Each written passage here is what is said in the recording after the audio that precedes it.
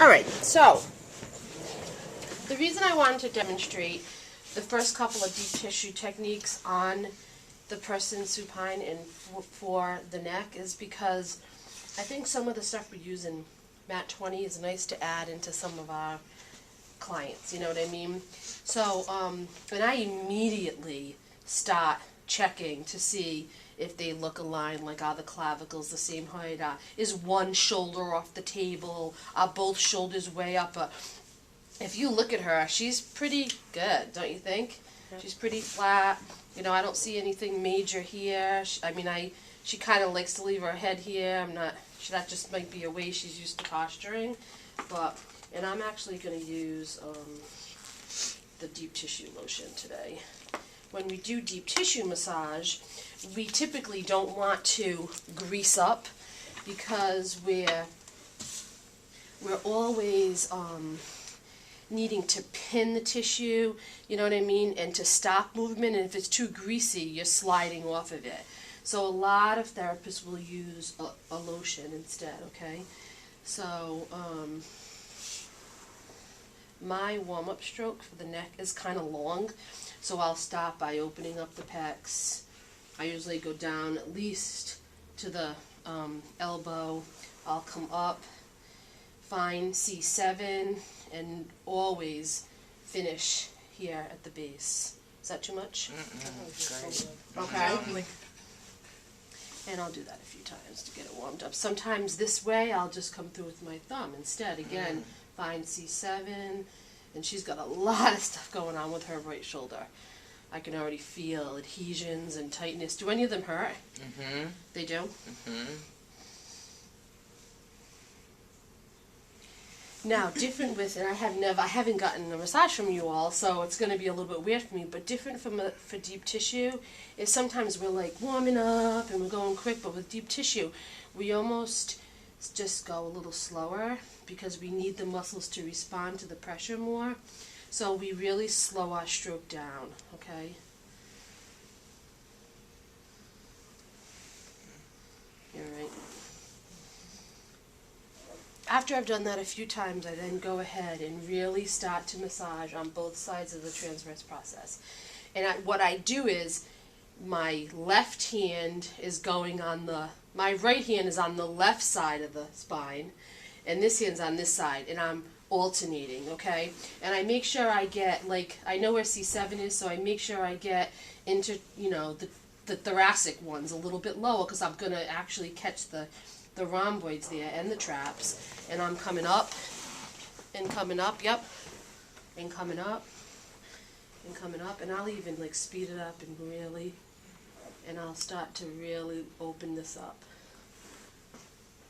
You doing all right? That's awesome. Keys back. Oh, okay. And I don't know if you can tell, but now I've really slowed it down, and I'm really coming in slowly by each one, and I'm kind of finding right along that where we found the occipital protuberance. This is that whole ridge, and I'm really just holding, okay? And deep tissue, you have to be patient, you know, you can't be in a rush or, you know, thinking, you know how you do it like a full body, you're like, oh my God, I get to the whole body, I get to the legs, I get to the feet, you don't have to worry, you're not in a hurry, because you know, my job today is just to work on her neck, so I'm not feeling that sense of, oh my God, I gotta get this, I gotta get that, I gotta get this. It's just, let me give the neck a chance to respond, okay? So at some point, I start to feel like this starts to feel a little bit softer. I'm really trying to separate some of the spinous process. I've really tried to release here. And why don't I right now show you what I do for an OA release. So you get your fingers and you embed them under, okay? And I have a fairly good amount of pressure. Would you say? Mm-hmm. And what I do is just flex the neck just a little bit and let her be nice and heavy. And as she rolls back, just let them sink in. And I'm checking my own posture to make sure that I'm not sinking in with her. And you hold. And what's easy about this is her head is doing the work. Okay? Alright, so now I feel like she's ready, alright? So, I'm going to work on this side first, so I don't know if you guys want to scoot over, but I'm going to pin, I remember, Levita is like one of those big ones we always want to work with. I always think that's the phone one, that one that holds, and it's the one that raises your shoulder up. But Levita actually doesn't insert directly on the occipital. It's a fascial connection, so it inserts like on another muscle fascially, at least part of it, that inserts on it. But I still hold, this is where I do my pressure, okay? And I turn, and I feel like I can very easily check her range of motion this way. Oh, that was free. Sherry's gonna be jealous. Huh? Sherry's gonna be jealous. That's what she wanted. Yeah, I know, she just got it naturally. And then I feel now like I have this whole thing I can start working here. Okay?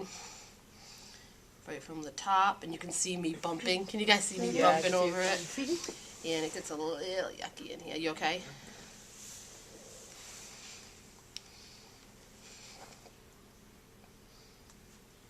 And she's got a lot of knots in here. So any one particular spot, like that one. Alright, so let's just pretend that's a trigger point, okay? And actually I'm holding this trigger point like that. And on a scale of 1 to 10, 10 being the worst pain you've ever felt, A 4. you're about a 4. So what I'd like to do is, this is just to try to get some blood flow into this point and really try to flush some of that stuff that makes it sore out of it. So I want you to just take a deep breath in through your nose and out through your mouth. And how does it feel? Any different? Yeah, it like had a sensation of like melting a little bit. Okay, and one more time.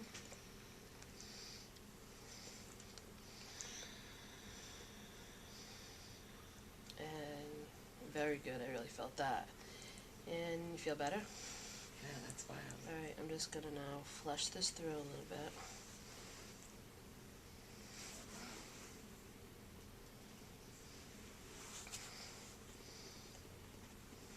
Nice big knot there. And just go ahead and push your shoulder up in my hand. Good. And relax. And one more time, push and relax. Good. And now I'm going to show you how I'm going to stretch it. So we know this is long on a long right now, right? So I want to bring this to a shortened position. So I'm going to shorten it up to put it on a lot of slack. Okay. I'm going to pin from maybe right here, just because this is a good way I can get it, and I'm going to stretch and move. Okay?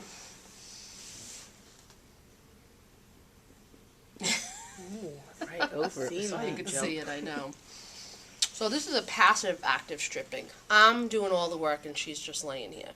Sometimes we pin and then we make the client actually work. Okay? I'm not going to do that right now because she's kind of nice and relaxed. But so she's got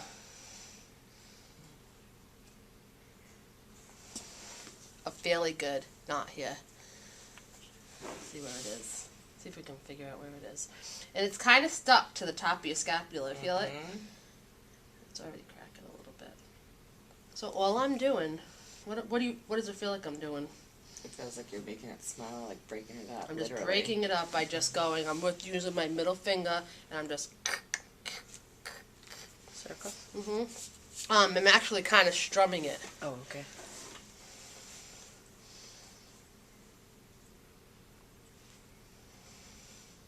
It's actually already feels a little bit that's better. Amazing.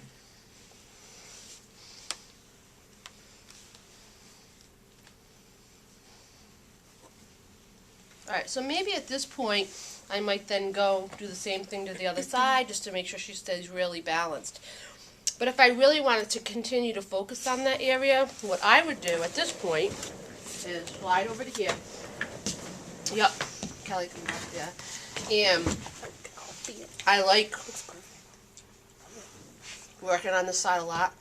By the way, I have this candy in my mouth, and when you watch this video later, it's gonna be like, and what's this? Mustard process. Right, I'm gonna actually give her a little pressure there and go ahead and turn, and that way I can, again, and I love being able to do this.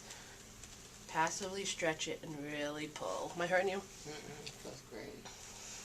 And in this position, I always try to start to come down. And besides the trap, what muscles can I get between the spine and the scapula? Rhomboids. Rhomboids, excellent.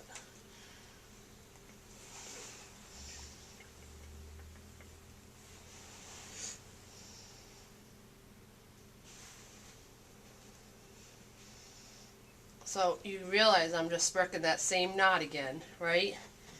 But now just in a little different position, and by able to kind of manipulate your shoulder a little bit. Okay? Any questions about that? You can work here for a while if you want. Now, in a little while, you're also going to learn how this is going to play into it, but just for now, for the sake of this demonstration. And the other thing is, typically, in deep tissue massage, I always try to teach you 3 different positions to put the client in. So we could actually flip her over on her stomach and really go right around that scapula and petrissage and do all the things you already know how to do. Or we could put her in a side-lying position. And well, how I do that is I give her a little pillow and I tell her to roll towards me. I'll move this way if you want. And you can use this under there if they want to put this Okay, a little bit like I was killing. Oh, thanks. on top here. Oh, yeah. They can. And you get them in side lying, and I just love, like now, I feel like it just completely opens it up for me. So I can take her arm again. Look, I can try to immobilize her scapula. And look what I do. All I do is I put her elbow into my belly, and I use it to really stretch, to really pin, and really open this up. Yeah, right?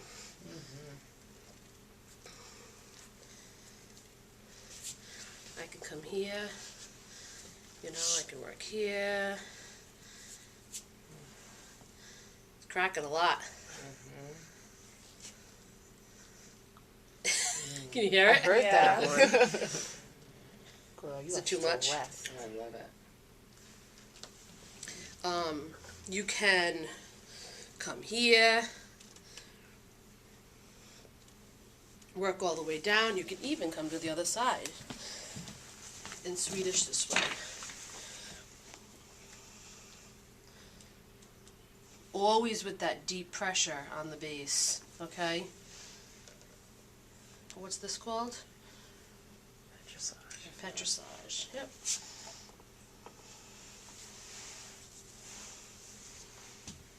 You can shut that off. Red button. Yep.